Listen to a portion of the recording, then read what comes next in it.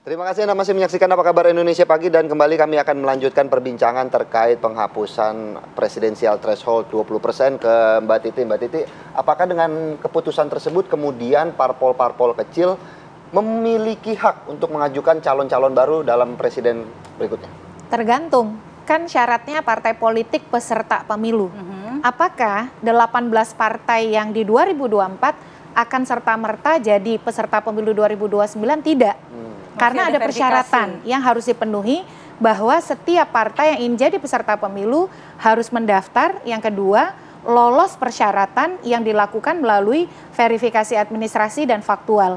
Yang 90% bisa menggunakan putusan MK, ini baru 90% ya. Itu adalah 8 partai di parlemen hari ini.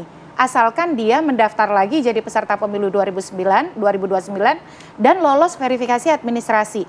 Apa saja persyaratannya? Punya kantor di seluruh provinsi, punya kantor di 75% kabupaten kota, punya kepengurusan sampai kecamatan 50% kecamatan, dan anggota 1000 atau 1/1000 di kabupaten kota yang ada 75% tadi.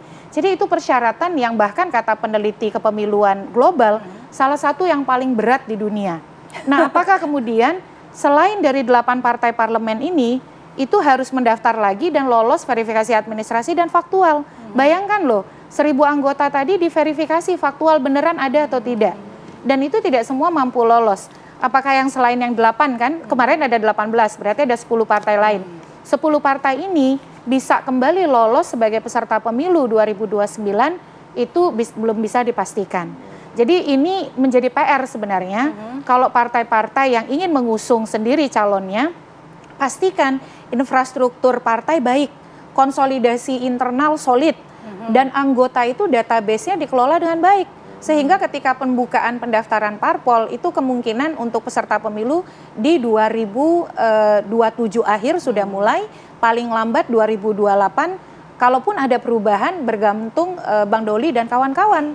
Kalau pengalaman yang lalu prosesnya akan dimulai 2 tahun sebelum pelaksanaan hari pemungutan suara. Berarti alih-alih memikirkan siapa calon presidennya, pikirkan dulu bisa lolos. Betul, tidak. Betul. Jangan sampai kemudian sudah punya calon ternyata partainya tidak lolos sebagai peserta pemilu, ya tidak bisa. Baik, mungkin kita tanyakan ke Bang Doli. Bang Doli, dengan dihapuskannya parliamentary threshold ini membuka peluang untuk banyaknya calon-calon yang diusung oleh partai-partai politik. Menurut tanggapan Anda sendiri, apakah ini nantinya akan memecah koalisi-koalisi besar atau seperti apa, Bang Doli? Jadi saya sepakat tadi yang disampaikan oleh Pak Ciko ya, bahwa 2029 itu masih sangat jauh ya. Jadi kalau kita sekarang ini berspekulasi atau mengandai-andai akan ada calon presiden nama si A, nama si B, terus apalagi kalau kemudian koalisi yang kemarin terbentuk dalam Pilpres 2009 pecah atau tidak, ini jangankan hitungan tahun, hitungan hari, politik itu kan bisa sangat dinamis gitu. Nah, apalagi yang kedua, kita harus firm dulu nih semua aturannya ya. Saya selalu ingin mengajak kita untuk melihat bahwa satu putusan Mahkamah Konstitusi itu tidak berdiri sendiri ya. Kalau kita mau membangun sistem yang ideal ya. Tadi misalnya ambil contoh, apakah pertanyaannya, apakah semua partai politik itu bisa mengusulkan calon presiden ya, nanti atau wakil presiden nanti di 29 dengan perubahan putusan Mahkamah Konstitusi ini? Ya belum tahu ya. Terus kemudian misalnya tadi ya, belum tentu misalnya semua partai politik bisa mencalonkan karena calon presiden itu mahal ya. Nah, kenapa misalnya saya walaupun ini sebetulnya nggak relevan lagi, kemarin itu tetap harus ada ambang batas ya. Karena orang mau jadi calon presiden itu kadang-kadang nggak mikirin dia perlu ada duit apa tidak. Yang penting bisa calon presiden aja udah bagus gitu ya. Ada juga yang calon kayak begitu ya. Jadi yang penting saya pernah tercatat menjadi calon presiden. Yang penting daftar dulu, bahwa nanti urusan punya duit untuk menang apa enggak itu urusan belakangan. Nah, oleh karena itu makanya saya menangkap bahwa catatan yang disampaikan oleh Mahkamah Konstitusi juga yang mengikuti putusan ini adalah harus ada rekayasa konstitusional juga ya, yang kemudian harus difikirkan secara baik, secara matang oleh pembentuk undang-undang, DPR dan pemerintah. Nah, ini dulu. Jadi misalnya tadi ya, dikaitkan dengan soal keberadaan partai politik. Jadi mari kita juga jadikan momentum putusan Mahkamah Konstitusi ini sama dengan putusan Mahkamah Konstitusi yang lain ini untuk memperbaiki banyak hal yang lain. Salah satunya juga adalah soal penguatan pelembagaan partai politik, ya.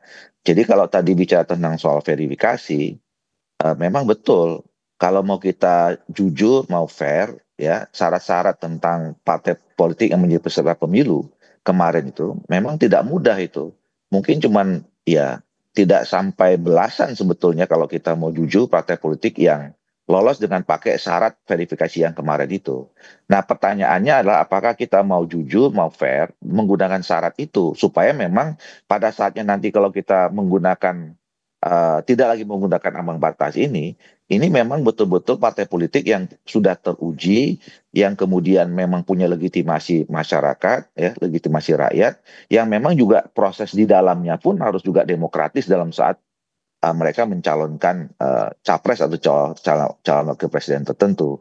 Nah, jadi banyak hal lagi yang harus kita rapihkan ya untuk memberikan dukungan terhadap putusan Mahkamah Konstitusi ini supaya memang putusan ini betul-betul bisa dilaksanakan secara baik ya, tidak juga tambal sulam, tidak juga menimbulkan masalah yang baru yang kemudian kerjaan kita nanti setiap mau pemilu mengganti-ganti aturan-aturan saja gitu. Jadi oleh karena itu sekali lagi mari kita jadikan ini momentum untuk menjadi entry point ya, serius betul-betul melihat secara komprehensif bagaimana sebetulnya sistem politik ideal Indonesia termasuk sistem pemilu Indonesia yang betul-betul sempurna kira-kira ala Indonesia. Baik, kita langsung ke Bang Hensat. Bang Hensat, mungkin tadi kurang puas dalam menjelaskannya. Ini mungkin kalau dari Bang Doli ini menganggap bahwa tidak akan ada perubahan signifikan terhadap peta koalisi. Iya, gitu, belum tentu ada. Oh iya, kalau koalisi kan tadi saya sudah jelaskan ya, bahwa pembiayaan yang mahal terhadap pencalonan presiden itu akan lebih menguntungkan buat partai politik kalau berada di dalam kekuasaan. Makanya kalau mau pisah ya nanti aja pas pembukaan pendaftaran ya kemudian baru pisah gitu. Tapi kan apakah itu juga menjadi dasar mereka untuk maju atau berani maju atau tidak? Ini kan sekarang fasilitasnya sudah disediakan. Partai politiknya mau apa enggak? Mau menggunakan itu atau tidak? Kan terkadang tadi yang pertama, ini tentang logistik. Kalau tidak dalam kekuasaan susah dapat logistik. Maka mungkin ada partai politik yang nggak berani. Kemudian yang kedua, tadi yang kata Bang Doli tuh, mungkin ada beberapa partai politik yang penting ngajuin calon dulu aja. Masalah kalah, toh dari contoh-contohnya kalaupun kalah bisa gabung ke yang menang kok. Gitu. Jadi ya nothing tulus juga gitu. Nah, dari dua hal ini yang mana yang mau dipakai oleh partai politik gitu. Dan kemudian seberapa banyak juga mereka berani mendorong calon-calonnya untuk memang maju dan siap kalah juga. Nah, kalau selama politiknya masih seperti Pak Prabowo sekarang, jadi artinya Pak Prabowo kan semangatnya merangkul semua. Ya kita mungkin akan lihat banyak calon presiden nantinya, karena mereka beranggapan kalah pun akan dirangkul sama yang menang. Tapi kalau kemudian kekeh jumekeh misalnya ya udah kalah atau oposisi gitu ya, nah ini mungkin akan sedikit yang akan maju. Tapi kalau saya memprediksi walaupun 2029 masih jauh, dengan elektabilitas incumbent yang biasanya tinggi, dan kalau kemudian ada keputusan dari Pak Prabowo tidak lagi menggunakan politik merangkul itu, ya mungkin hanya 2 atau 3 pasang calon presiden aja yang akan kita lihat di 2029. Tapi intinya itu tadi, Mbak Titi, masyarakat sipil sudah berjuang, MK juga sudah ingin bebenah, citranya mau diperbaiki. Kalau partai politik yang nggak berani, ya tetap aja 2 juga gitu, 2-3 juga gitu ya. Itu kita justru sekarang encourage saja partai politiknya gitu supaya mereka maju gitu, percaya diri aja, kali aja menang gitu kali. Apakah dengan keputusan ini juga salah satu momentum untuk lebih pagi memetakan mana teman mana lawan gitu? Kalau sekarang sih kelihatannya semuanya mau masuk kekuasaan ya, karena ada citra nih di masyarakat kalau nggak ngejabat tuh nggak keren gitu.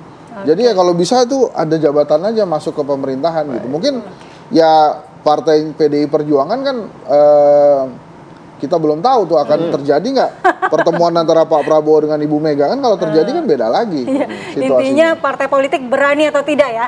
Nanti kita akan nantikan, masih jauh 2029. Iya, dan mudah-mudahan juga jangan diubah-ubah ya tiba-tiba. Nggak, maksud saya gini, ini mudah-mudahan ya, tapi jangan jadi inspirasi ya partai politik ya.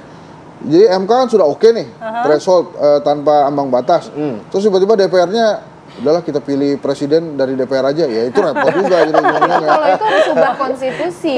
Iya, maksud saya makanya kan saya bilang jangan jadi inspirasi, karena kan yang bisa ngubah konstitusi DPR. Jadi bocor aja itu dari Bang Ensa nih. Ya, mestinya sih kalau belajar dari peringatan darurat, mereka sudah insaf ya untuk main-main dengan hal seperti itu. Karena putusan ini justru mengikat Tapi semua jangan-jangan pihak mereka ya, juga begitu ya. sudah belajar dari kejadian peringatan darurat itu, supaya tidak ada peringatan darurat, maka apa yang dilakukan? Oke. Baik. Baik, terima kasih atas Bang waktunya, Hesan, Bang Mbak Satrio, Titik, juga Bang Ciko Bang dan Ciko Bang dan Doli. juga Bang Doli. Terima kasih waktunya. Assalamualaikum. Salam.